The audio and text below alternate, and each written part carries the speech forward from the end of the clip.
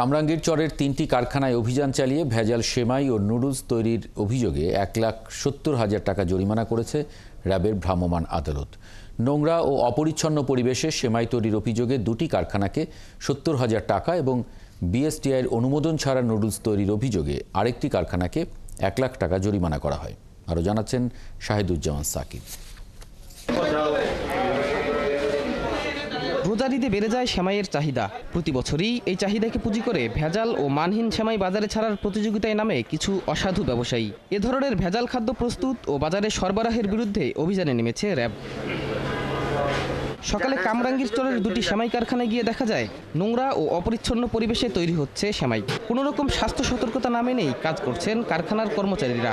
এ সময় দুটি কারখানাকে ৭০,০০০ টাকা জরিমানা করেন র্যাবের ভ্রাম্যমাণ আদালতের নির্বাহী ম্যাজিস্ট্রেট।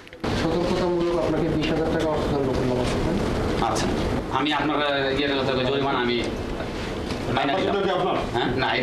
কেরানীগঞ্জের আরেকটি কারখানায় বিএসটিআই এর কোনো অনুমোদন ছাড়াই তৈরি হচ্ছিল ড্রাগন নুডলস। অস্বাস্থ্যকর পরিবেশে নিম্নমানের নুডলস প্রস্তুতের অভিযোগে কারখানা মালিককে ১,০০,০০০ টাকা জরিমানা করা হয়। আমার এখানে ভুল হয়েছে যে আমি এটা মার্কেটে ছাড়ি না, এটা তৈরি করছি, হয়তো আমার বোঝার ভুল আছে, আমি বুঝতে পারি নাই। অভিযান শেষে র্যাব ২ এর অধিনায়ক জানান, কারখানা মালিকদের সচেতন করতেই এমন অভিযান পরিচালনা করা হচ্ছে।